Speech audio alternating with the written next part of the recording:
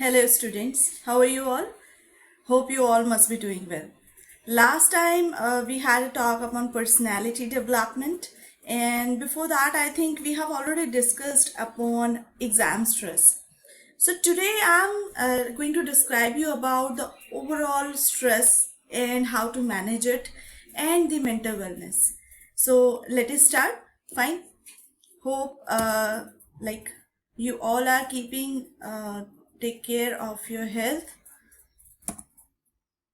Okay, what is stress? First of all, it's very important to understand what is stress, because we have that impact or understanding or belief in our mind that stress means feeling bad, right? Or when someone is not behaving properly, it means we are in stress.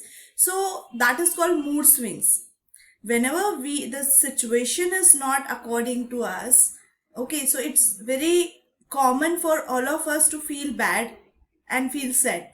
So sometimes our mood is very bad, very low. Sometimes we are very in good mood due to the situation, है ना? जब सब लोग around है तो हमें अच्छा लगता है. So it depends and it happens with everyone. But actually, if your emotions are out of your control and it has been prolonged for many days, and if it is happening with you frequently, it means it could be a stress. So stress is a feeling of emotional और physical tension. इसमें क्या होता है, आपको emotional मतलब आपकी भावनाएं जो हैं वो आगे पीछे होती है.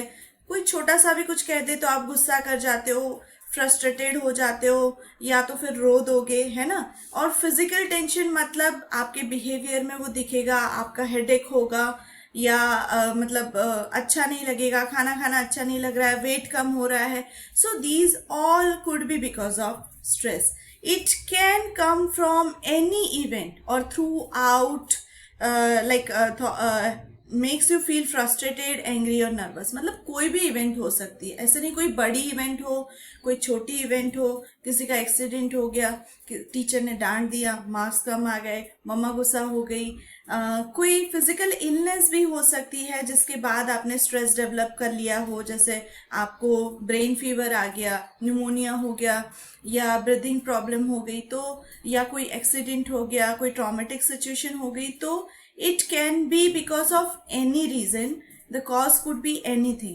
Stress is your body's reaction to a challenge or demand, right? So you need something, whether it is feeling or your physical requirement. ठीक है, आपको कुछ चाहिए, आपको चाहिए कि कोई मुझे अटेंशन दे, आपको चाहिए कि कोई मुझे प्यार करे, आपको चाहिए कि मुझे ये खाना है, मम्मी पापा मेरे साथ टाइम स्पेंड करें, मेरे भाई मेरे से अच्छे से बात करें, मेरे फ्रेंड्स, कोई भी रिलेटिव्स हो सकते हैं, सोशल एनवायरनमेंट हो सकता है. तो उसकी हमारी कुछ नीड है, कुछ वांट्स है. जब वो फुलफिल नहीं होती है या हमारे अगेंस्ट सिचुएशन होती है तो हम रिएक्ट करते हैं.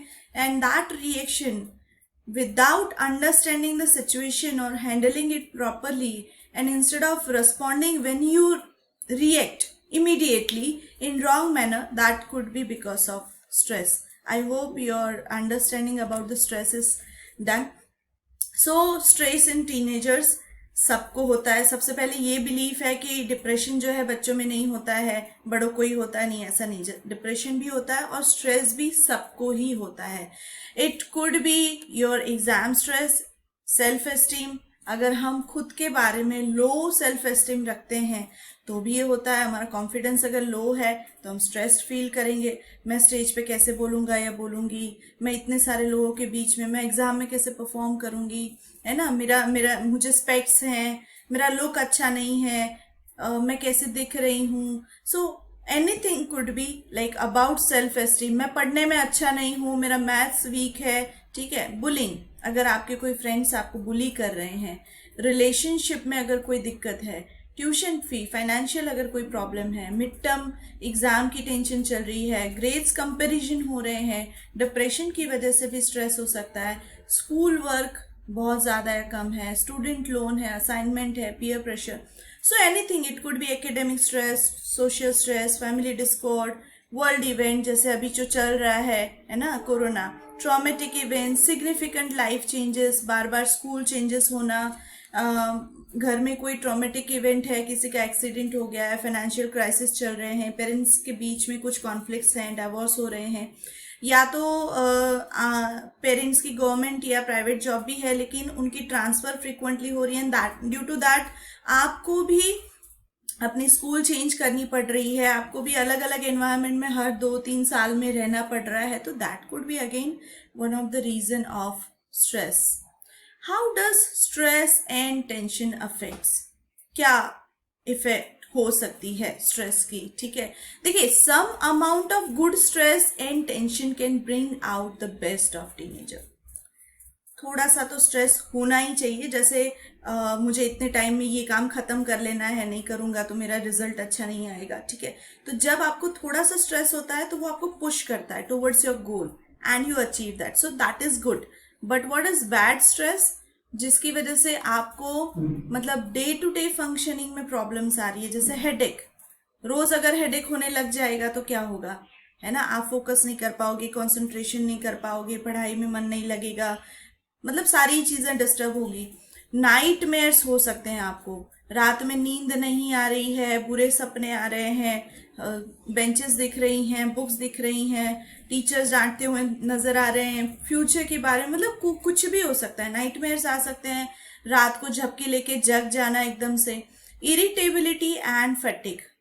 हर छोटी छोटी बात में इरिटेशन हो जाता है, ये क्या बनाया खाने में, अच्छा नहीं बना सकती थी मम्मा, है ना, पापा ऐसे क्यों बिहेव कर रहे हैं, फ्रेंड्स अगर कुछ बोल देते हैं तो उन पे हम चिढ़ जाते हैं. फैटिग मतलब थकान लगना. थोड़ा सा भी पढ़ लो, now I am bored, I am tired. और या तो थोड़ा सा भी मतलब 2-3 घंटे हमने अगर कुछ कर लिया एक्टिविटी, तो हर एक चीज में आपको थकान, फैटिग जैसे लगता है. Feeling stress over prolonged period leads to distress and this in turn leads to various diseases. मतलब छोटा सा स्ट्रेस हमें लगता है, बट अगर वो लंबे ड्यूरेशन तक चलता है तो फिर कई बीमारियां घर कर जाती है. जैसे इंडाइजेशन है, इंडाइजेशन की वजह से बहुत सारे प्रॉब्लम्स, थोड़ी सी सर्दी खांसी भी हो गई या बुखार भी हो गया तो उसकी वजह से बहुत सी प्रॉब्लम हो सकती है. उसी तरीके से अगर स्ट्रेस के साथ डील नहीं किया जाए तो वो आपको फ्यूचर में बहुत सारी प्रॉब्लम, जैसे माइग्रेन की प्रॉब्लम डेवलप हो जाना, है ना, या बहुत सारी प्रॉब्लम्स हैं जो हो सकती है. आप लोगों को जिनको जिनको स्ट्रेस थ्रू गए हो उनको फील होता होगा, तो इसे मैनेज करना ज़रूरी है. So mainly we need to focus upon the solution instead of the problems. ठीक है, तो स्ट्रेस को कैसे मैनेज किया जा सकता है? Breathing exercise, proper amount of sleep, socialise, exercise. देखिए, कुछ 2-3 चीजें भी अगर आप अच्छे से कर लोगे then it would be really helpful, लेकिन you need to be discipline in that. ठीक है, exercise and eat regularly, get enough sleep, avoid excess caffeine, मतलब अगर आप कोल्ड कॉफी या चाय ज्यादा पी रहे हो नहीं लो. ठीक है, avoid illegal drugs, learn relaxation exercises, develop assertiveness training skills. What is assertiveness?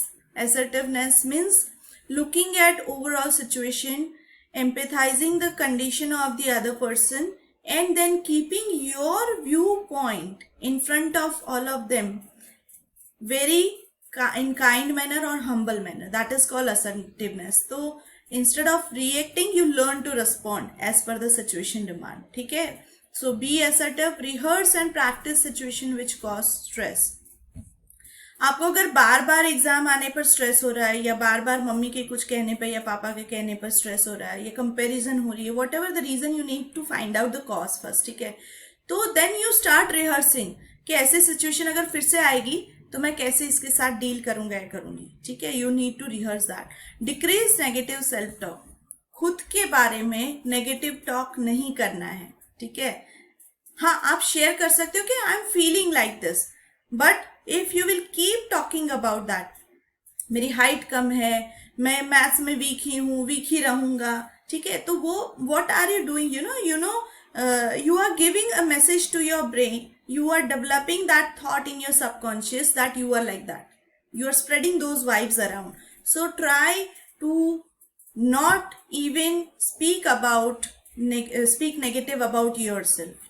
किसी के बारे में भी नहीं बोलना, खुद के बारे में भी नहीं बोलना है. try to be positive, learn to feel good.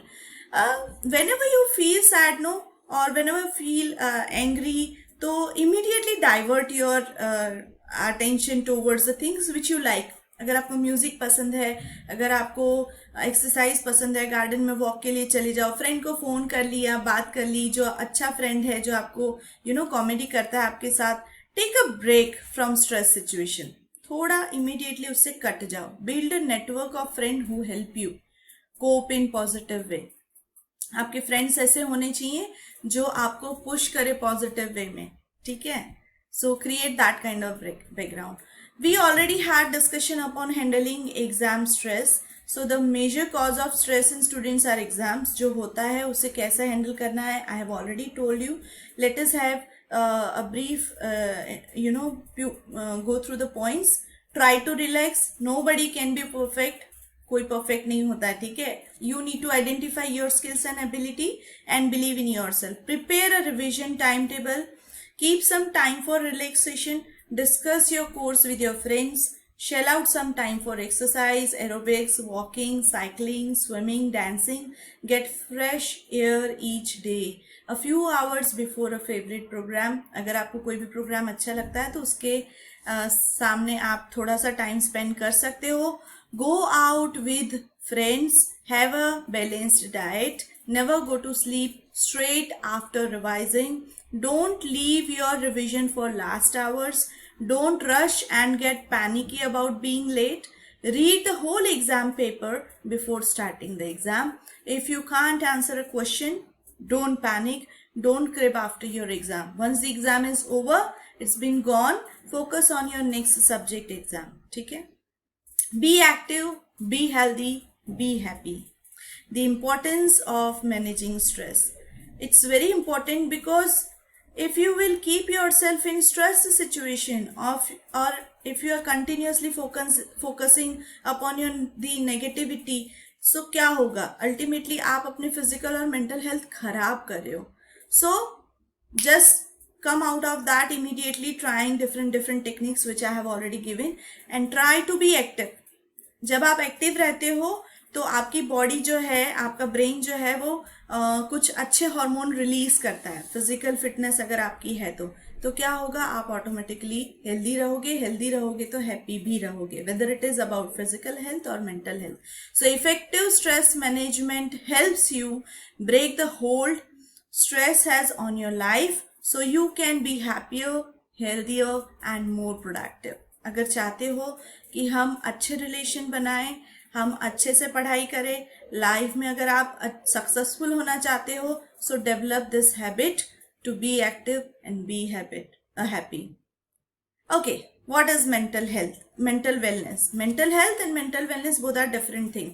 जैसे फिजिकली फिट रहना, ठीक है, लेकिन फिजिकली फिट रहने के लिए आप कुछ करते हो. फिजिकल वेलनेस के लिए क्या करते हो, एक्सरसाइज करना है, प्रॉपर डाइट लेनी है. उसी तरीके से इस ब्रेन को, इस हार्ट को इमोशनल, फूड और मेंटल वेलनेस के लिए भी कुछ चाहिए. तो क्या करना है, mental wellness is a positive state of mental health. It is more than the absence of mental illness. हाँ, हम लोग क्या करते हैं, वेट करते हैं, जैसे बीमार होने का वेट करते हैं तभी डॉक्टर के पास जाते हैं, बट बीमार ना हो उसके लिए जो हम प्रिकॉशंस लेते हैं फिजिकल फिटनेस के लिए, उसी तरीके से मेंटली स्ट्रेस ना आए उसके लिए भी हमें कुछ प्रैक्टिस करनी चाहिए. क्या प्रैक्टिस करनी चाहिए, सबसे पहले तो you understand that mental wellness is very important. Mentally well people are positive, self assured and happy. आप देखेंगे कुछ लोग हमेशा खुश रहते हैं. Means I am not saying that 100% और 24/7, but maximum time they are in control of their thoughts. तो आप लोग भी आपके थॉट्स को कंट्रोल करो, आप लोग भी अपनी पॉजिटिविटी और अच्छे वाइब्स फैलाओ, ठीक है. And achieving good mental health will enable you to find out your ability, realize your own abilities, cope with the stress and challenges of life, and engage in productive work. Fine. So working toward mental wellness will take you towards a good life. Learn to be at peace with yourself. Be confident, be happy, and be healthy always, physically also, mentally also. Good luck, student. Thank you so much. Bye bye. Have a nice day.